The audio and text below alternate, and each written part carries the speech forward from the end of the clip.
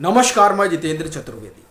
उपराष्ट्रपति चुनाव के मतदान से ठीक पहले एनडीए ने बड़ा खेल कर दिया है। इसमें यह माना जा रहा है कि जो इंडिया ब्लॉक है उधर से तकरीबन 40-42 जो वोट हैं वो झटके जा सकते हैं। इस तरह की बाड़ेबंदी एनडीए ने की है। तो प्रश्न ये उठता है कि वो कौन लोग हैं जहां टूट की संभावना दिखाई दे रही है, जहां क्रॉस वोटिंग हो सकती है, इस पर बात करेंगे। साथ ही चर्चा इसकी भी होगी कि एनडीए के जो तमाम घटक दल हैं उनकी बैठक हुई है, उस बैठक का हासिल क्या रहा, यह भी चर्चा करेंगे कि एनडीए ने किस तरह की चाक चौबंद व्यवस्था कर रखी है। और अंत में इस मसले पर बात होगी कि दरअसल ये जो उपराष्ट्रपति का चुनाव है ये कौन जीत रहा है सबको पता है, लेकिन कितने मार्जिन से जीत रहा है ये जानना बड़ा जरूरी है।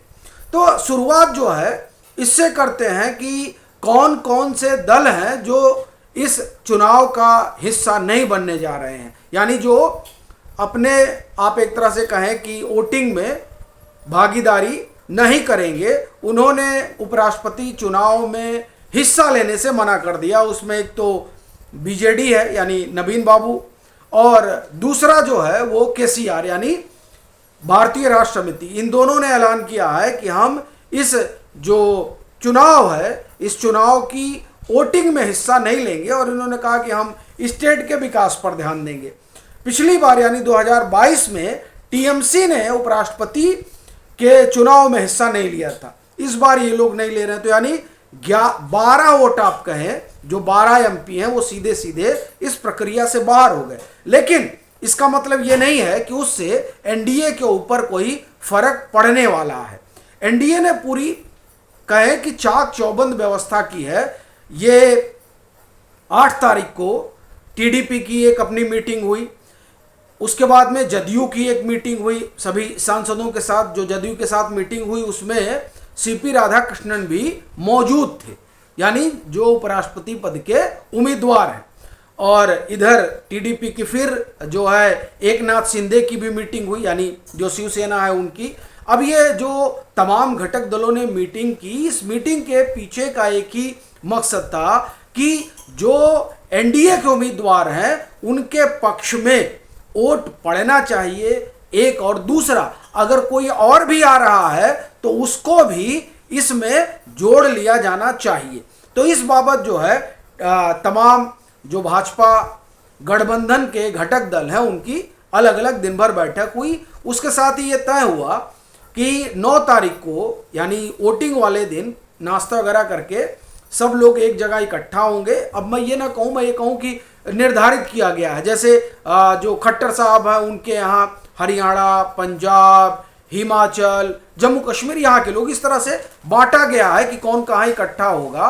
और फिर उसके बाद में एक साथ लोग सदन पहुंचेंगे और वहां पर वोटिंग प्रक्रिया शुरू होगी, यानी अपना जो है मतदान करेंगे। ये पूरी आप कहें कि व्यवस्था बनाई गई है। अब इसमें जो सबसे बड़ी चीज है क्रॉस वोटिंग की, बड़ी चर्चा हो रही थी कि साहब एनडीए में बड़ी नाराजगी है, और जो है नितिन गडकरी अलग नाराज हैं, राजू प्रताप रूडी का भी हवाला दिया जाने लगा, और जो गठजोड़ है उसके भीतर 2 फाड़ है, इस तरह की खूब चर्चा हुई खासतौर से भाजपा के भीतर। तो आप देखिए कि उन सब चर्चाओं पर एक तरह से कहें कि विराम प्रधानमंत्री नरेंद्र मोदी ने लगा दिया है। कैसे लगा दिया है? खबर यह है कि एनडीए ने तो एकजुटता दिखाई दी है कि हम साहब खड़े हैं। भाजपा ने, जो भाजपा के तमाम नेता हैं, उन्होंने किस तरह से जो इंडिया ब्लॉक और उसके बाहर के नेता हैं, सांसद हैं, उनको जोड़ा जाए, इस बाबत जो है एक लंबी आप ये कहें कि मैराथन हुई है। और ये इसलिए कह रहा हूं क्योंकि आप देखिए महाराष्ट्र में ये चर्चा बड़े लंबे समय से चलती रही कि उद्धव ठाकरे गुट के जो सांसद हैं वो संपर्क में रहे हैं, शरद पवार गुट के जो सांसद हैं वो संपर्क में रहे हैं। ये चर्चा खूब चलती रही। इसी चर्चा के बीच कहा जा रहा है कि महाराष्ट्र के जो मुख्यमंत्री हैं यानी देवेंद्र फडणवीस, उनकी इन तमाम या आप कहें इन दोनों पार्टियों के सांसदों के साथ मुलाकात हुई है। अब इस मुलाकात के क्या मतलब निकाले जाए? ये दोनों जो पार्टियां हैं वो इंडिया ब्लॉक की हिस्सा है और इन दोनों पार्टियों के अगर सांसद कुल मिला लिए जाए तो 20 है। तो क्या ये 20 जो सांसद हैं ये अंतरात्मा की आवाज पर एनडीए के जो उम्मीदवार हैं उनका समर्थन करने जा रहे हैं? ये बड़ा सवाल है, पहली चीज। दूसरी बात, समाजवादी पार्टी में भी कहा जा रहा है कि वहां भी अंतरात्मा की आवाज सुनी जा सकती है और इस बात को इसलिए भी बल मिला चूंकि जयंत चौधरी ने दावा किया है। समाजवादी पार्टी क्रॉस वोटिंग करने जा रही है, यह दावा उन्होंने नहीं किया है। उन्होंने कहा है कि विपक्ष के कई सारे जो सांसद हैं वो हमारे संपर्क में हैं। तो विपक्ष के कौन से सांसद उनके संपर्क में होंगे? पहला सवाल तो ये उठता है। तो वो जिस समाज से आते हैं उस समाज के सांसद उनके संपर्क में हो सकते हैं और फिर वो अक्रॉस द पार्टी होगा, क्योंकि वो राजस्थान के भी हो सकते हैं, वो हरियाणा के भी हो सकते हैं, वो उत्तर प्रदेश के भी हो सकते हैं और उसमें समाजवादी पार्टी के भी हो सकते हैं। ये कयास नाहक नहीं लगाया जा रहा है। इस कयास के लगाने का सबसे बड़ा कारण ये है कि जयंत की जो अखिलेश यादव की पार्टी के तमाम सारे सांसद हैं, नेता हैं, उनसे अपना उनका करीब का रिश्ता नाता है। तो इसलिए यह माना जा रहा है कि वहां कुछ हो सकता है। फिर जिस तरीके से संसद में अगर विपक्ष के किसी एक नेता को लेकर अमित शाह और प्रधानमंत्री नरेंद्र मोदी दोनों सहज रहते हैं तो वो अखिलेश यादव है। आपको वो वाकया याद होगा जब अखिलेश यादव ने सदन के पटल पर कहा था कि ये अब सबसे बड़ी पार्टी होने का दावा करते हैं और एक अध्यक्ष नहीं अभी तक अपना चुन पाए। कल्पना करिए कि अगर यही बयान सदन के पटल पर या यही वक्तव्य राहुल गांधी ने दिया होता तो क्या होता। लेकिन अखिलेश यादव ने दिया। केंद्रीय गृह मंत्री अमित शाह खड़े हुए और उन्होंने कहा कि देखिए ये अखिलेश जी ने बड़े लाइट मोड में कहा है तो मैं भी उसको उसी तरीके से कहूंगा। यानी दोनों नेताओं के बीच सदन में ये जो बात उन्होंने उठाई तो वो नोक झोंक नहीं हुई, ये सब हंसी मजाक में चला गया। तो जिस तरह से अखिलेश यादव के साथ सहजता है और ये एक आप कहें कि अपना संबंध है, तो वो संबंध भी इसी तरह के संकेत देता है। मैं ये नहीं कह रहा हूं कि करने जा रहा है कोई, लेकिन चूंकि यहां गुप्त मतदान होना है, कोई किसी को बताता तो है नहीं। और फिर आप देखिए सहजता एक का हमने उदाहरण दिया, दूसरा उदाहरण देखिए राजीव राय के पास जो केंद्रीय गृह मंत्री का फोन गया।